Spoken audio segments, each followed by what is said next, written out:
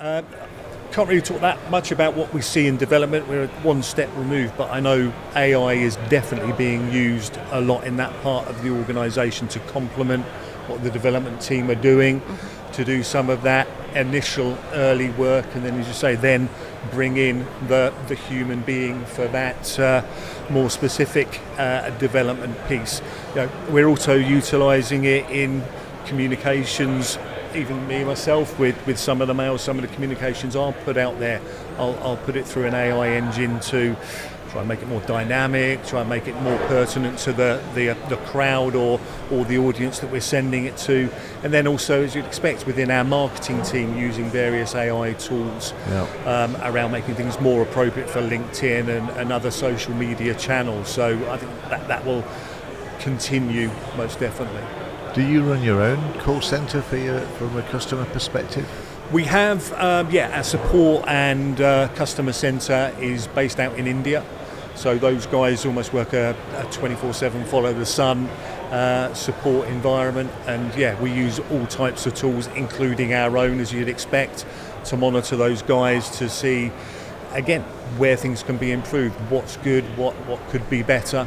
Do you think that AI will actually bring call centres back into the native country again and away from these areas where the human was a larger quantity, a bigger resource, so it made sense to have the call centres in places like India? Do you think because I can now get away with 6 people instead of 60 people, that's likely to change?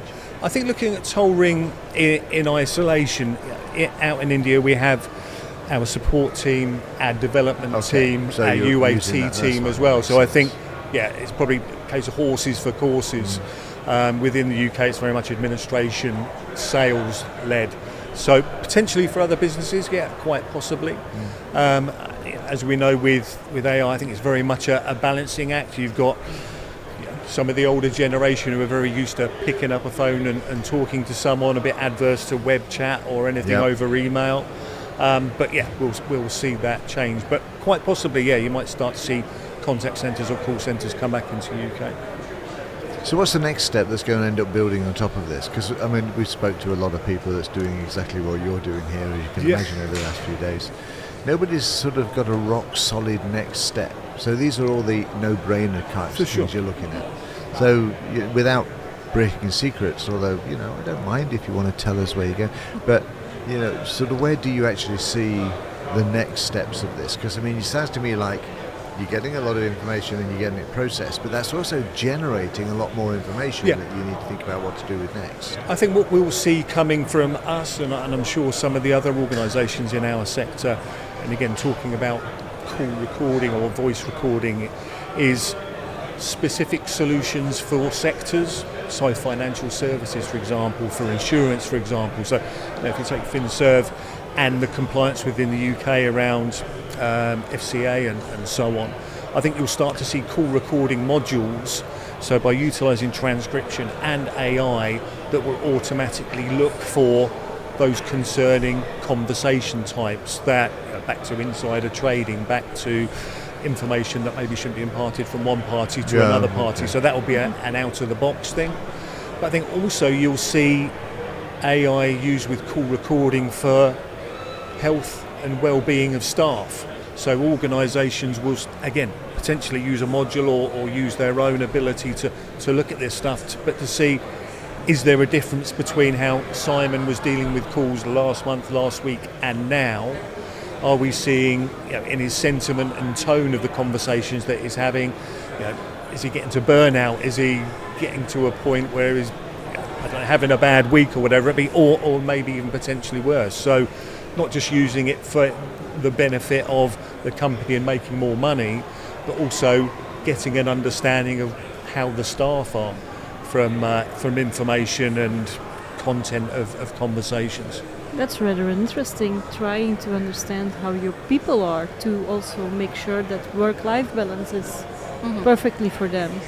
Exactly. I think back to COVID. Obviously, it wasn't that long ago, but the organisation I was working for at the time, they were a bit reticent about people working from home and were they going to still get a full day's work and so on.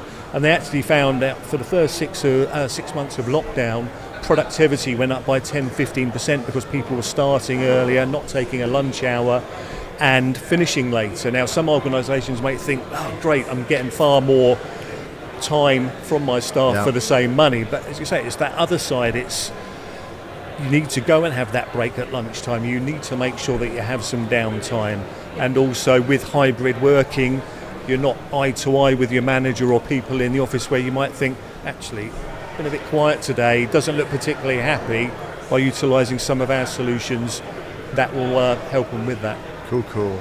So Sarah asked you earlier about how you guys are using AI in your organisation. So we have a few questions to find out how far you think AI will go or where you might take it. They're mostly for fun. Okay. All right, and you're not allowed to say it depends. That's, you're going to go there and find content. So here we go. So would you allow AI to redecorate your house entirely in clown core while you're at work? Definitely not. Definitely not. Would you allow it to decorate your house and other things? I would potentially utilise it to help me maybe with colour schemes and things like that, and maybe some not as far left field as that, but maybe some slightly quirky things. But yeah, no, I think that's still a job for me and my wife. Yeah. But it's interesting that if it's going to actually monitor you to see how well you are, there's no reason at all why it shouldn't monitor the decisions you make around your decorating and make suggestions. We'll probably have mood paint in a couple of years' time where, it'll sense your mood and try and make you happier or more mellow. But that's fair dues. Well, if we're talking about mood, what about health? Would you let AI choose what you eat for the next month? Wow. Yeah, I probably would. If I felt I had a poor diet and poor energy levels and things like that, I mean, to a degree, I think we probably all would utilise Google and web searches to say, okay, I want a diet that's better for me, and to understand what food groups I should be eating, how frequently should it be, 3 meals a day or every 2 hours. So I think I potentially would use AI. Would I follow it 100%? I don't know, but Do anybody follow a diet 100%? No. Only a bad one. And you do still do Google searches? Yeah, exactly. Shows my age, doesn't it? Exactly. Finally. I do have a typical Marine question. Go on. These are always dodgy, the Marine ones. Would you let AI invite your boss and your ex to the same surprise party every month? I don't like surprise parties, especially when they're for me anyway, so definitely no. All right, Simon. Thanks for your time. Appreciate it's been fun. Thank you very much. Great to get the insights, and hope you've had a great show, and the rest of the day is going to work for you. Fantastic. Thanks very much. You can just drop the Thanks. headphones down. We're all good. Cheers. Thanks. We stay on still. One I know, more. but I need a headphone breather. Oh, that's My okay. ears need to cool off. If you wipe them with the cooling things, they work out quite well. Yes. I know. So, there you are. It's neat, actually. One of the things that I wanted to ask, maybe it'll come up in a little bit later, because he's the second person that's talked about the well-being of people. But would you want your staff monitored to find out whether they're going for a nervous breakdown or not? And would the unions kind of like it or not? I don't know. I think I'd want my employees monitored. I don't think I would like to be one of those employees. All right, our next guests are here. They are with 2, so I'm going to step out. They are with 2, are Yes. they? He's arrived. I'm stepping out. You're so stepping out. Enjoy. Okay, good. So how are you liking the experience? It's good. It's fun, Apart isn't from it? the echo. Yeah, I don't know why you've got an echo. I'm not going to go there. I've got just such a big personality. That's what it is. It's your second personality. Yeah. Neat. Ewan, how you doing? I'm good. Day 2, nearly there. Yeah, all part of the fun. We've got a second one or not? Just the one? That's okay. We are recording, so no, that's okay. Just that I couldn't hear you because I got the headphones on. So the second speaker they bring will be here in 5 minutes. All right. So, That was the thing. so you're still going to go. You're going to run away. Run away. Yeah, apparently Matt's going to be here in 5 minutes, but that's a bit of a thing. And why is Matt so special? Well, I can talk about him why he's not here. He's just a very busy boy. Oh, I okay. don't know what he does. You need to be very close to that microphone. Oh, do I? Here we if go. you Here we can't go. hear yourself, then neither can anybody else. There we go. That's user error, as they say. That's okay, all part of the fun. So tell us about yourself and tell us about the company. So, Callroute. so we spoke last year, didn't Yeah, I we? thought we did, but we didn't have 8x8 then, so I guess that's a new investment. Yeah, that's very new. So we were acquired by 8x8 in February of this year. Right. So Callroute is a voice orchestration platform where customers can bring their own SIP trunks, essentially connect them into our cloud, and we can kind of orchestrate the voice between Teams, WebEx, legacy kind of voice like PBXs, ATAs and such like. And more lately, obviously everyone's talking about AI and voice AI, so we can connect people's phone numbers to kind of like the voice AI bot of their choice. So yeah, voice orchestration is the kind of term. We also do a lot of, because we kind of were born in like the Teams space, direct routing as a service. Yeah. So we do a lot of that. A lot of our customers are based on Teams, but we also have a sort of a separate user management. So if people are using Teams phone, people can use our platform just to manage Teams phone, but they don't necessarily need to use us for the calling per se. They just use us for the management. So it's a bit of a Swiss Army knife of a service, but the majority of our revenue comes from when we're actually carrying the phone calls. No, that kind of makes sense. And I assume 8x8 brought a nice expansion, so it's only February, but I suppose you're not there yet, but it also means that customers get a better range of products. Yeah, they're very focused on CCaaS, CPaaS, AI and such like, but we're going to allow them to enable their customers to bring their own carriers into the 8x8 world. Yeah. We're going to kind of really deepen their kind of expertise and offering in the team space. So, we've got nothing in the CCaaS space, and that's really their expertise. So we have what they didn't, and vice versa. So typically, and a very good kind of merger when it's like that. Yeah, it's really a technology. We were a smallish company, like 16 people. The majority of our staff are engineers.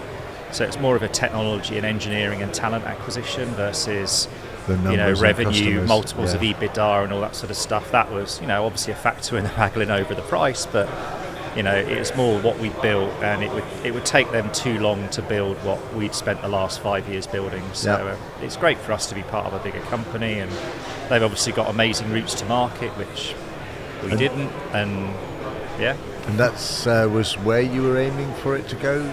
So there was some stage, I guess it had to be? For me personally, I wanted it to go to I wanted it to be a technology sale. We came from the private equity world. Yeah. So, monthly board meetings with investors, they were nice, but it wasn't that much fun. I've gone through that through my organisation in Belgium. And so we're now back to nearly being nationalised, because it's not actually government managed, but their venture capital companies now bought all the shares. And they don't typically, they didn't really understand. They were a PE that looked after many, many businesses, from kind of, Salesforce type companies to, they weren't kind of specialists in the voice and the team space. So kind of trying to explain to them what we did was sometimes challenging. So to now be owned by a company who's like laser focused on the same technology as us, yes, must the be conversations are quite refreshing, and I understand that. I think our board is changing again because of that share exchange. So yes, the people that have been with you for a while disappear, which is a good thing in some respects, but also a bad thing in others. So. Yeah, but so far we're only 3 months in, but it's been a very positive experience. And so a lot of the people in 8x8, they've been with the company. You look at their kind of tenureship in the company, they've been there. They have a very low turnover of staff, so that kind of paints a positive picture. It's a nice place to work, and so we now, as Callroute, we're now 8x8 employees. Callroute is a kind of 8x8 company, if you like. So, albeit I've got the grand title of CEO of Callroute, I'm actually employed by 8x8. It's just we still have our own brand identity. Of course. But I think in time, we will kind of gravitate more towards them. Being part of 8x8, but unless at the moment, they decide they can get better value from you somewhere else. Probably, but ultimately, am I when now in charge? Doesn't matter. Maybe you get to do the passionate bits without the pressure. Yeah. I could just go and do what I'm good at, talk to customers and build them a cool product, and without the pressure of investors behind me. And with regard to the event, Commsverse, it's obviously not your first one, but how are you finding it this year? First word, hot. Obviously, not as hot as yesterday. But it's a cool, we don't do many events, and this is the main one that we do. The audience is obviously very relevant. I had a speaking slot yesterday, I had 40 people in there. We have a stand, quite a few people came up to us afterwards and said, we've got 5,000 users, this challenge, and if we went to other shows like UCX and such like, we would never get those sort of conversations. Yeah. So, for us it's a good investment, and it's a company of our size, it's the only investment we would do in kind of an in-person type event. We just don't see the value in other more mainstream, go to like, what's the place in London, Excel, get a stand, pay 20 grand or whatever it is. I'm not putting them down, I'm sure it's got its place, but for us, this type of community event really works. No, I mean there are other community events as well that would, but they won't have the same numbers of people and not not necessarily specifics. the same teams. No. That's what makes this event unique, though, isn't it? It is. Yeah, it's very. I mean, there's obviously the guys over in the US have been to the Denver show once. Yeah. Is it, Commsverse. Commsverse next. It's a similar, community thing, as you know. And I think, I've been to both, apart from being jet lagged. It's similar, but I think this is a bigger event. Certainly more people. Nice. I think it's easier to get to. And got to find a way, keep it going. Yeah. I did hear rumours this might be the last one. But, It's the moment it is, but in its current guise, I'm guessing Mark just doesn't have the time, so it either needs a different head or leadership or something. I don't know where it'll go. Yeah, he has to work that out. He's another busy boy, and he's got many fingers and many pies. I think it's what keeps him active and stuff, so that's good. So what's the product that's been interesting everybody here? And I'm sure everybody asked the AI questions, but where does that fit into Callroute as such? I think it's cool. We're just middleware, really. We just facilitate connecting phone lines to kind of interesting products, and obviously everyone's talking about AI. What are the services that are going to be the hot services from a voice standpoint? I mean, they're still evolving. I mean, voice AI really has only been around for a year or two. Sure. So it's like all these different verticalized apps. We're getting more and more customers asking us for, how do I connect my phone numbers to X, Y, Z? But it's a pretty broad space, isn't it? You've got guys here with like speaker announcements, factory floors, to contact sensors, to call recording, to it's a proper Lego shop, isn't it, of Teams bits and pieces. And all of it only works, obviously, if you do the bit that you're doing in the middle, that connection between the phone number and the service. Yeah. I mean, what we do, we're not an SBC company that, you had to get 3 days worth of certifications to kind of configure. We've basically taken something traditionally which was quite complicated, and you needed kind of PowerShell skills and audio codes or ribbon kind of SBC skills to kind of put it all together, and the customer will charge professional services. We're just like, well, if you can use an iPhone and you're semi-intelligent, you can go onto our website, click a few buttons, and off you go, really.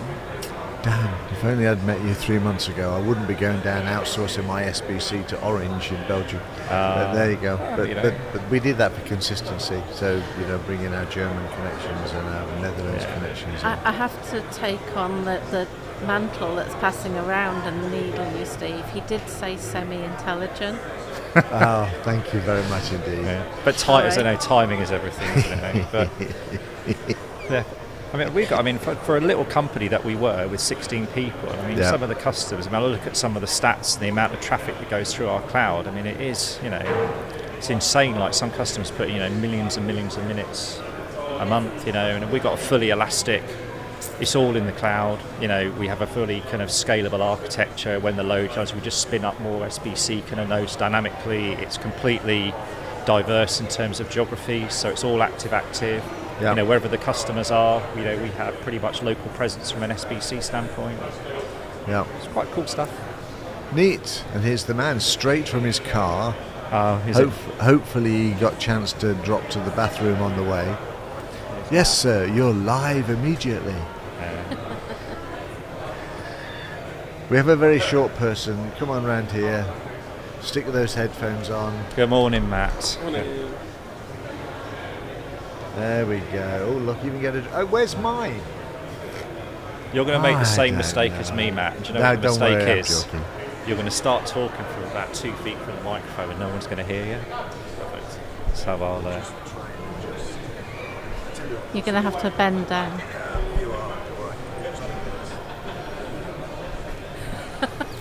It's a leg exercise as well. You were expecting that, were you?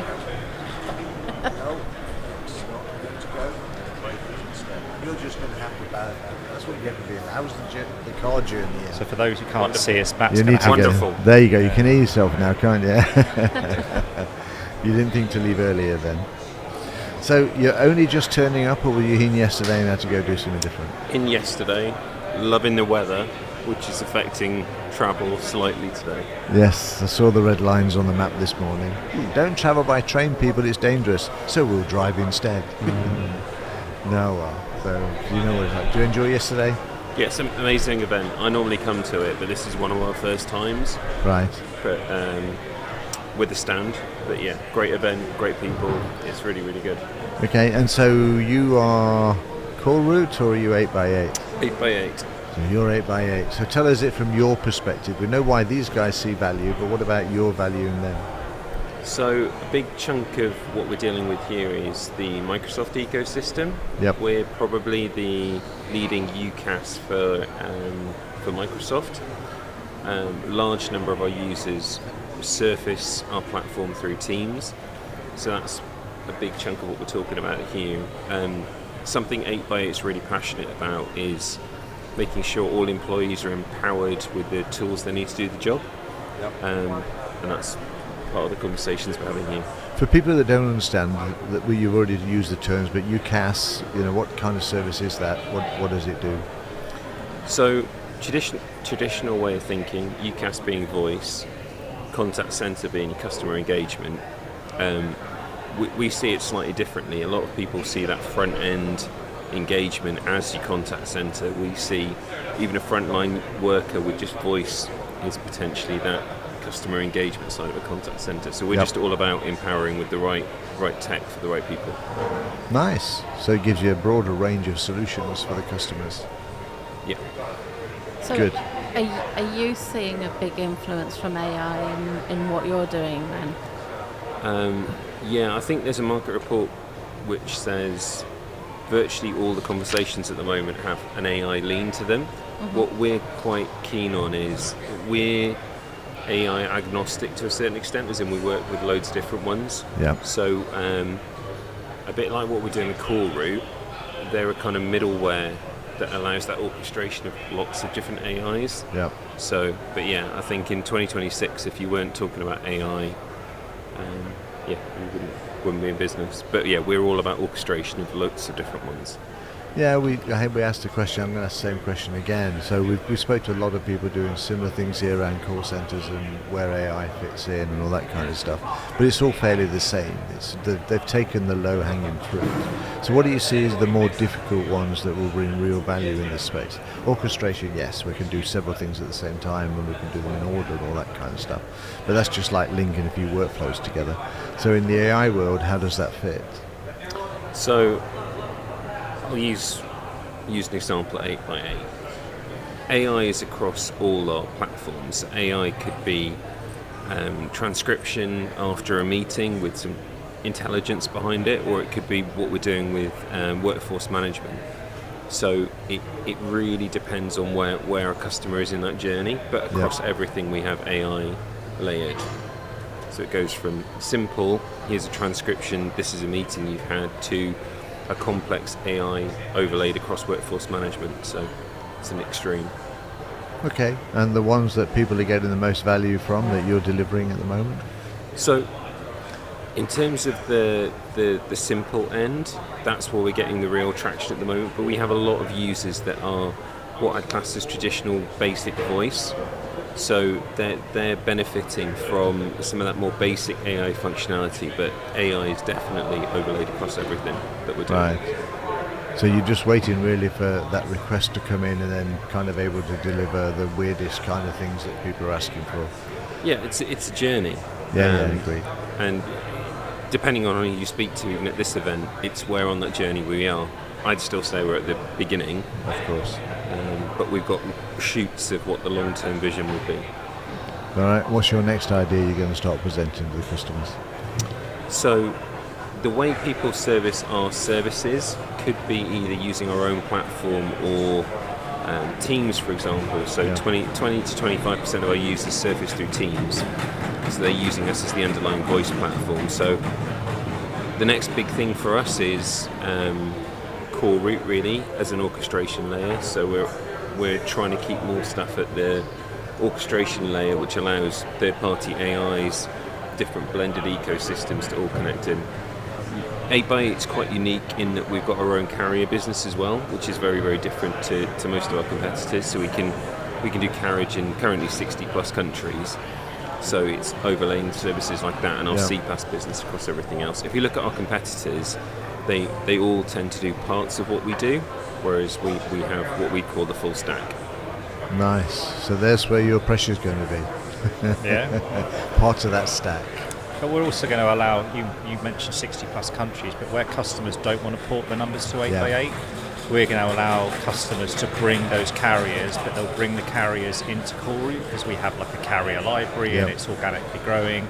And then we'll kind of have, we call it a super trunk between Callroute and the 8x8 core. So we're just going to allow customers, to bring what they've already got and not having to go through the pain of porting numbers, because that's something, Matt, that you guys have seen over the years. It can be a barrier to sale, and sometimes just slow down the sales cycle. So it's kind of a simple thing, but it's quite an important thing, really. Yeah, I mean, a big bit of the interest, much on the softer side, is bring your own carrier, for example. Loads of people talk about it. If you talk to a load of the resellers that are here, it's the first thing they ask us. We do have a bring your own carrier option, but we're turning that into more of an ecosystem, like with the way Callroute can bring in different carriers. It's very unique for a customer, because if you think about even a simple SMB or mid-market customer, they typically have a complex estate. It's not one thing for everybody. A bit like that, empowering employees to have the right tools, that's the same principle. I mean, a lot of SIP trunks are sold, they're sold on 3-year contracts, even if customers want to move, it's like, oh, crikey, we're actually committed for another 2 years. It may be a country where 8x8 don't have the regulatory footprint, and there's no other option to use a kind of an in-country carrier. So it kind of completes, it squares the circle to a certain extent in terms of the offering. Nice. Neat. Cool. All right, so how about a few AI questions then, because you're obviously into AI. Just to finish off, they're fun, but there's the hint of seriousness. I can see your fingers on one already. It's a more extreme one. Oh, so it's got a checker buckets from Marijn, and they're always dodgy. Yeah. Would you let AI legally change your name to something it thinks is, in inverted commas, more marketable? Ooh. Not your personal name. Yes. Your personal name. No. Well, both then. Personal name. As long as I get sight of it first and no one else. I don't know. Ewan, would you want to be something else? Are you going to do this, by the way, and tell me? Yeah, I'll tell you later. Like, tell me what it would be. Is this so you're insisting on human oversight then? Yeah, I think it'd be for me personally. Yeah. Matt? It's a really good question. I've not actually ever really thought about that before. Well, that's what we came up with these questions for. We wrote every one, by the way, of course. With AI. Shh. So, I'm Welsh, and I had probably the most common name when I was in school. So, purely based on that, I can see the appeal of a name change. So, I guess you use an AI tool all the time for your personal stuff. Do this, do this. Mm-hmm. So, what do you think it would change your name to? Oh my God. I don't know either. I'm going to ask my AI actually. I'll go back in a minute and type it and see what it comes up with. If my name's wrong, what would it be? Remember, cool. You need to be more marketable. Yeah, whatever that's that the means. goal. All right then. Would you let AI convert all your life savings into NFTs of pictures of your feet?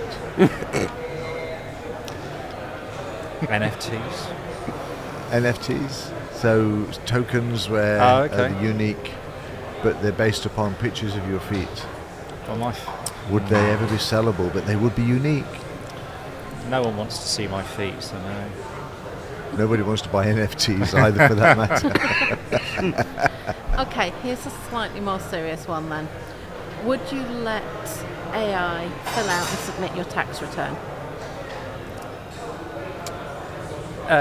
Yes, as long as I checked it. It's a bit like writing code, isn't it?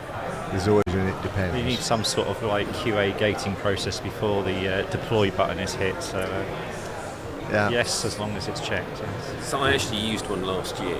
It's the first time I didn't use an accountant. And? Perfect, no problems. So yeah, 100%. Yeah, one of my team did it. They told me this week. So I spent the weekend filling out my tax returns. Normally, I said no. Basically, AI told me what to put in every box. Yeah, it was good. And I live in Belgium, and I do not speak the language. I'm really British from that perspective. I've only lived there 25 years, and I still don't speak the language. But all the forms are all in digital. It is potentially. I live with it. But you just scan the form in and it tells you exactly what it needs to do. So Matt, I have a question for you. Did it save you any money? Yes. Did it? Yeah. It included some stuff I wasn't aware of. And you previously had an accountant doing it? Interesting. Yes. That's good. All right, gents. Well, thank you very much. I loved the 8x8 and the Callroute influence here. I think this conversation was good. Love to be able to take it further, but we're running out of time. We only get half an hour between each section, so if we don't take this, we're buggered. So anyway, have a good rest of the afternoon, and I'm sure it'll quieten down a bit, and I'm sure you were going, is it time to take that stand down yet and hit the bar upstairs? But thanks for your time. No worries. We'll catch it later. Thank you. Thank you. Bye. Thank you. And that's it for now, so we will catch up a little bit later with a whole bunch of other people.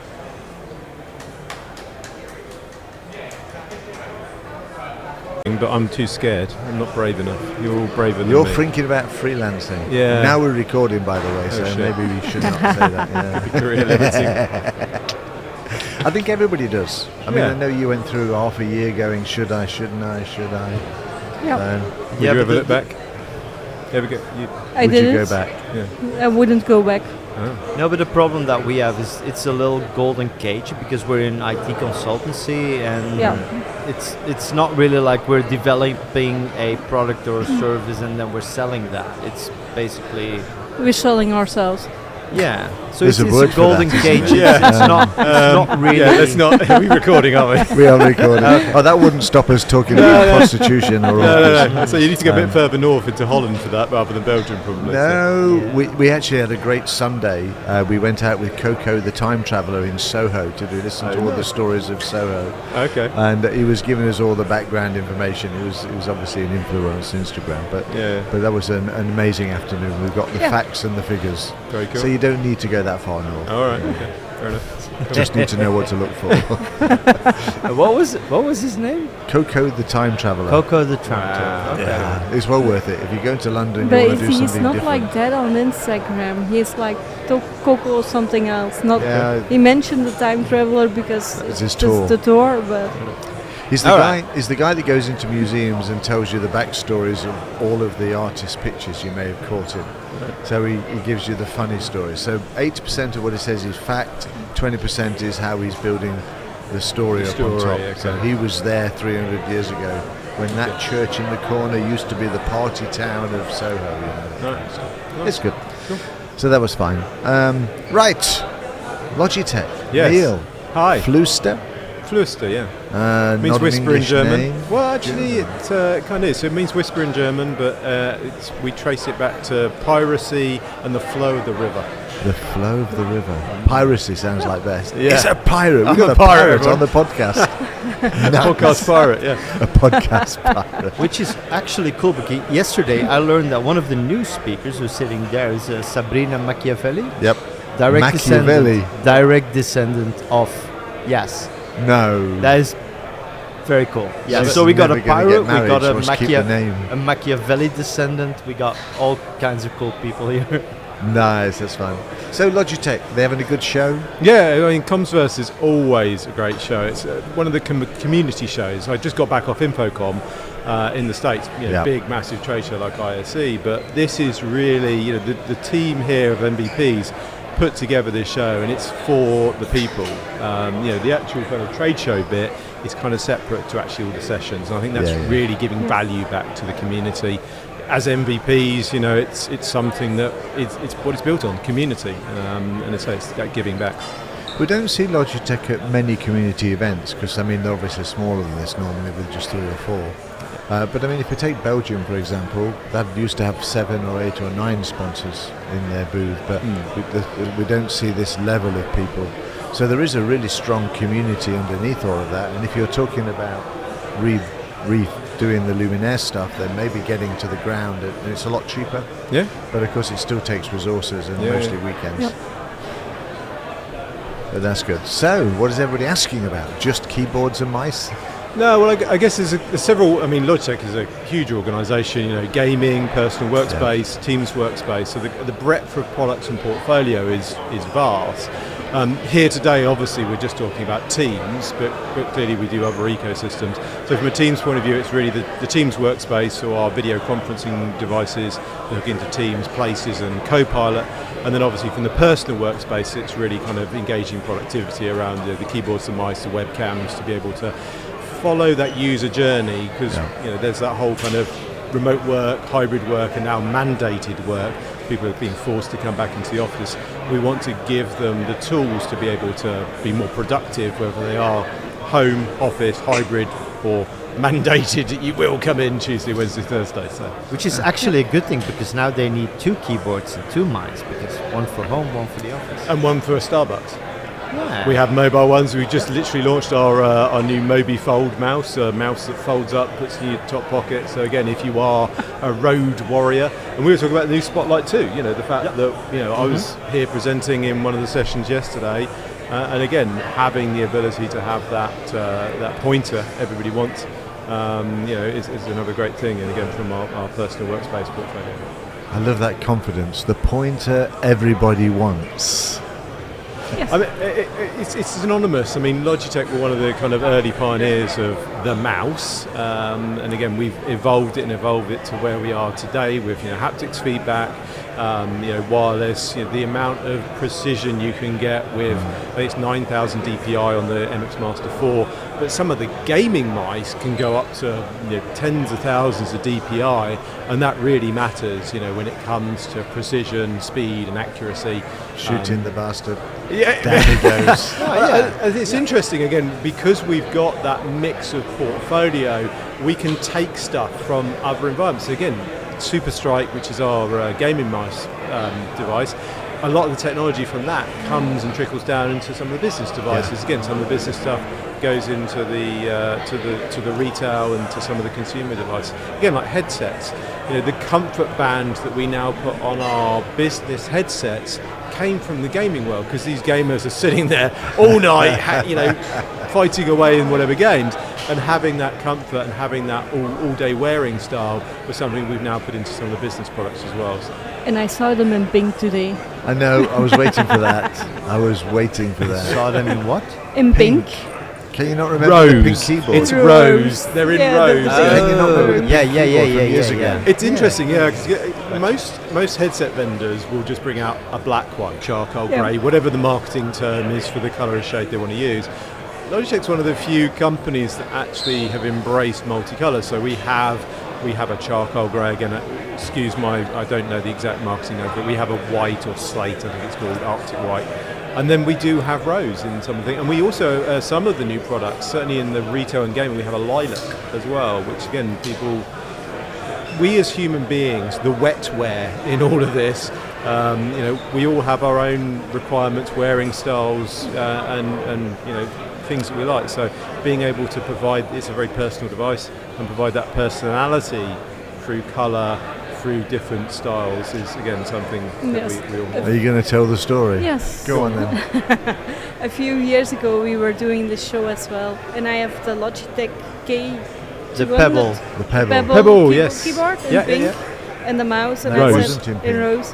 It's said that there is no headset in rose. And now there is. There is. Yeah. So it's a nice combination. The story goes that they did not do the keyboard in pink. Rose. Rossetti. pink. Yes, because of course in Belgium Right. you're not QWERTY, you're AZERTY. Yes.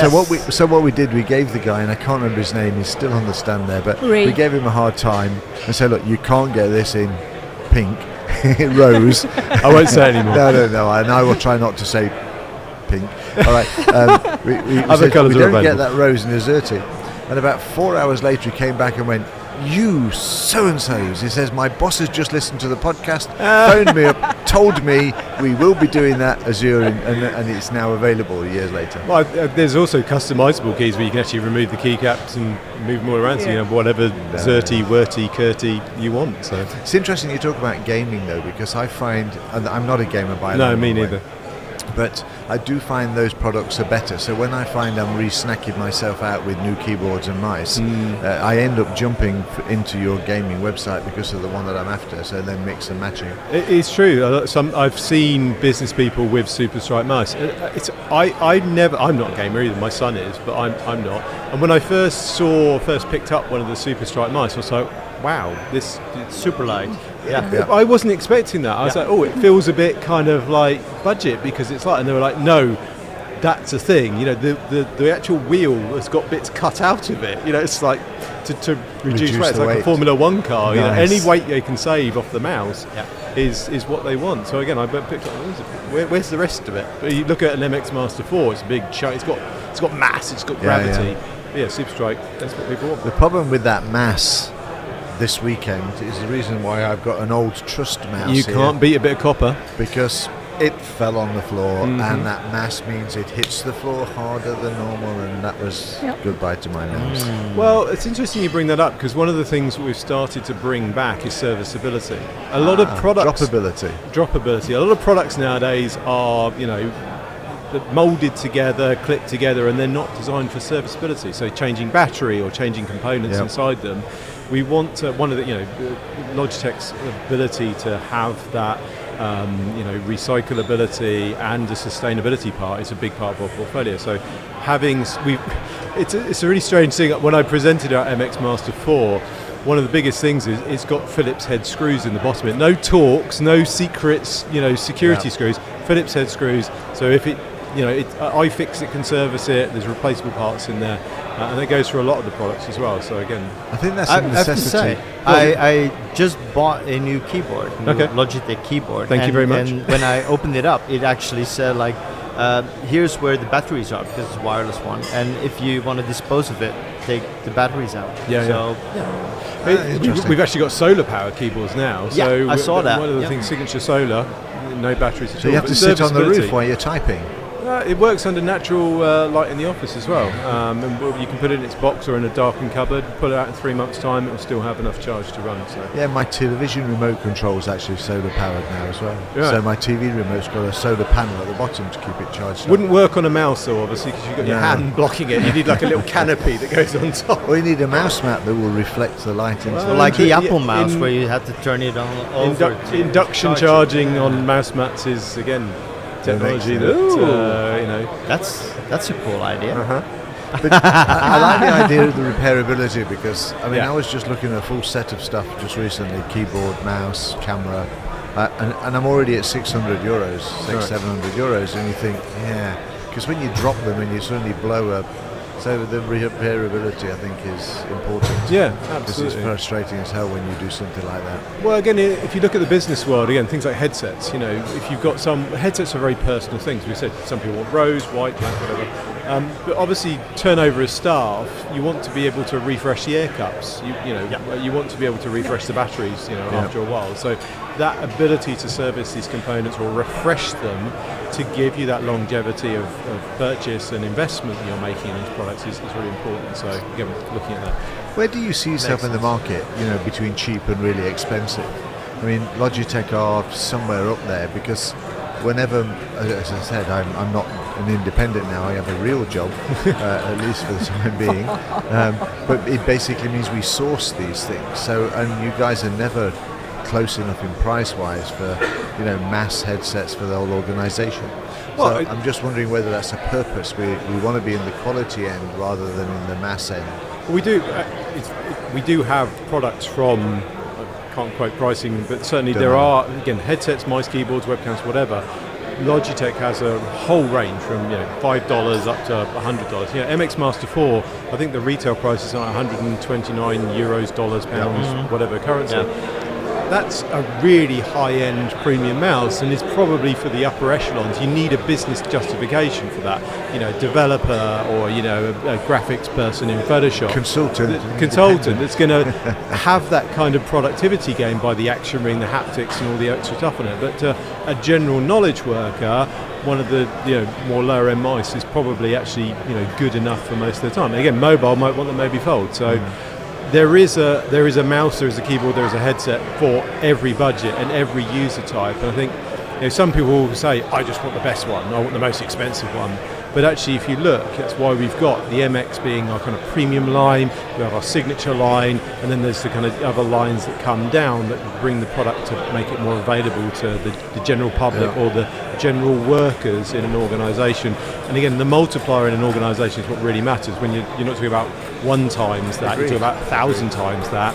That's when the kind of signature and some of the other product lines from Logitech really kind of help organisations to deploy at scale and mass. Yeah. That's important, of course, for the name and the brand. Yeah, totally.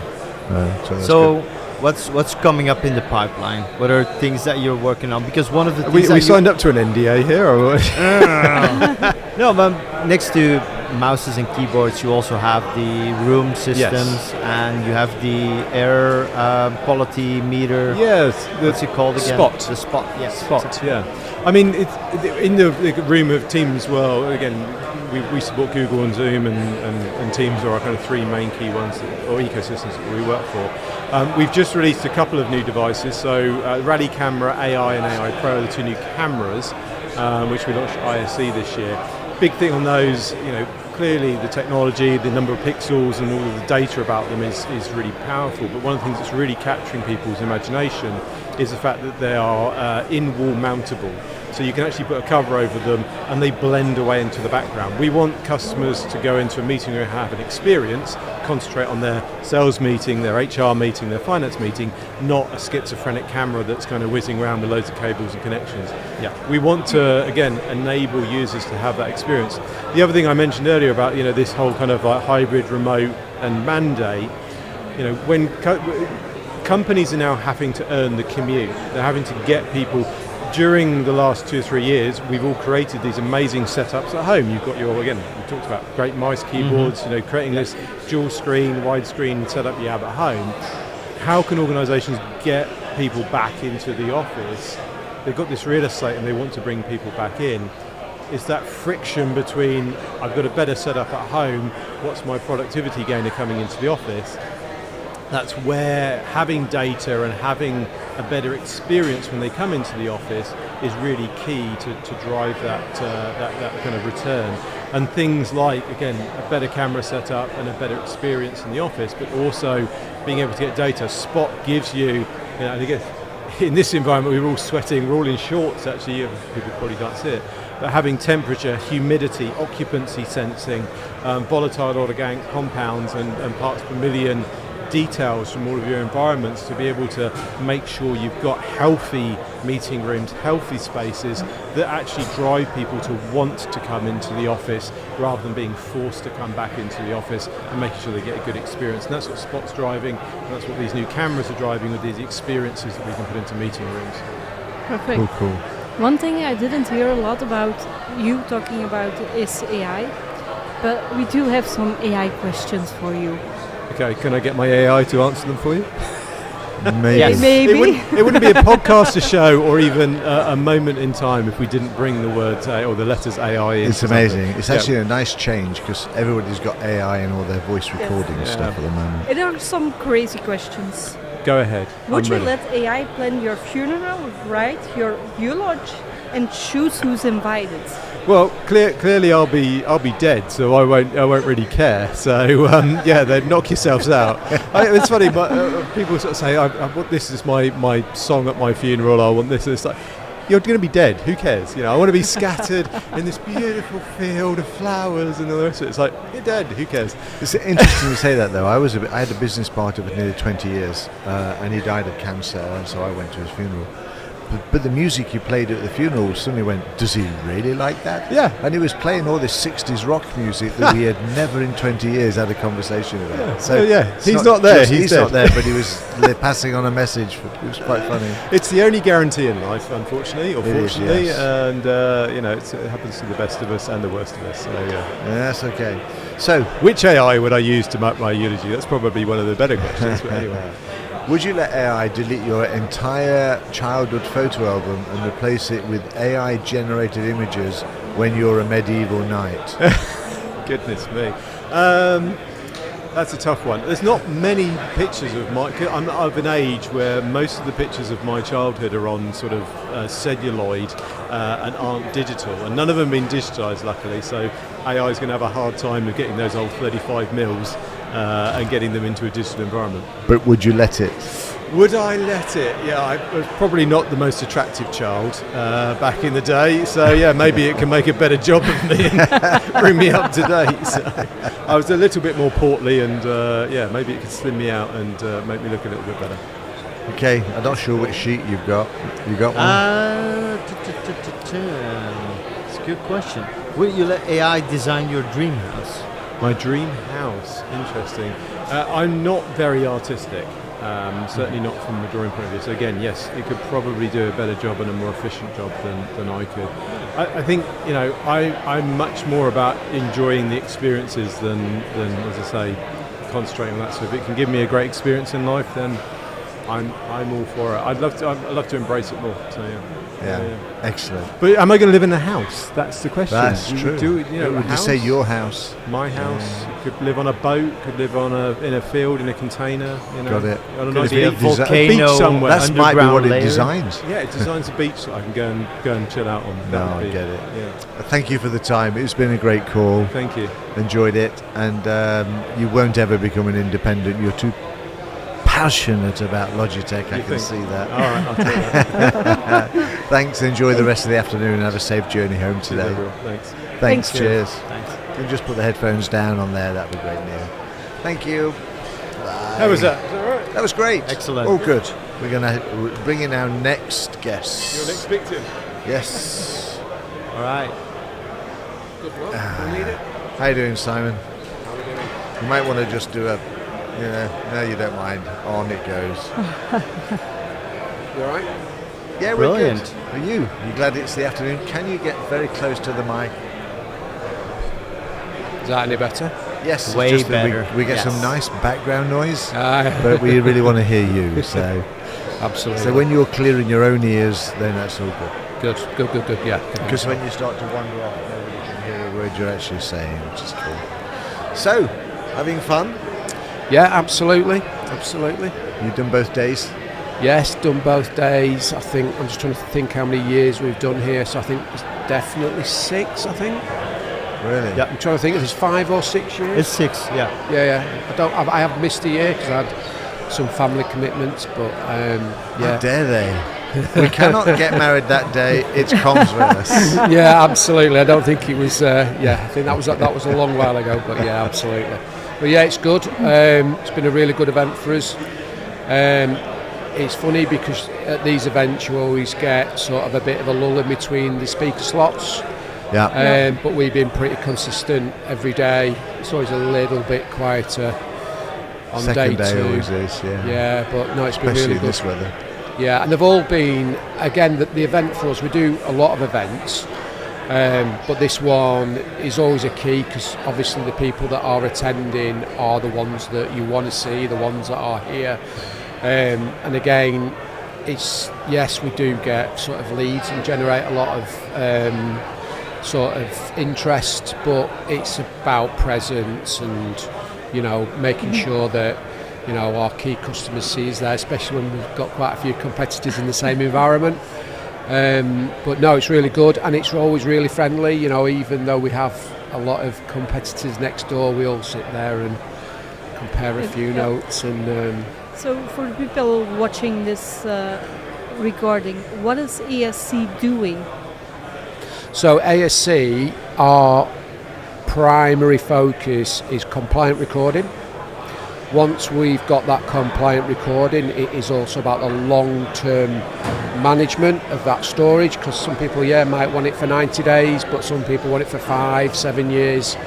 Obviously the big buzzword is AI, so we can transcribe all of those recordings, we can look for keywords, but we also use AI to take summaries of those audio transcriptions, and yes, we can look for what we call a policy hit. So that might be making sure that agents have followed a process, or it might be looking for shall we say, compliance breaches, but it can also be about getting that extra data out of there. So when we've got a contact centre and somebody's ringing in, we can make sure that we are covering off what products they're talking about. So we can check things like marketing. So if they've done a big marketing campaign, we can be pretty sort of pinpointed on making sure an inbound caller has mentioned that product. So we know that the marketing campaign, has been successful. And again, that is cool. It's driving that awareness in your AdCar cycle. And again, everybody is trying to achieve the same thing, right? They all want to take that audio, that data, mine it for the extra information. But again, we all have the same tools, but it's about how you sort of integrate those or get those unique questions out of it. So again, we've mentioned about inbound and product, but again, one of the other things we've done quite a lot on, everybody's talking about sort of customer experience. We do quite a bit with blue light, and in the blue light industry, they can take quite a lot of, shall we say, emotional calls. What's a blue light? Fire brigade. Ambulances, police, fire. Yeah, exactly. So their call type is more sort of emotionally biased, maybe. Mm-hmm. So one of the things we do quite a lot of contact centre events, and yes, absolutely, the customer experience is key, but the agent experience is also critical. So in those high pressurised environments, we are also looking at where the agent is looked after.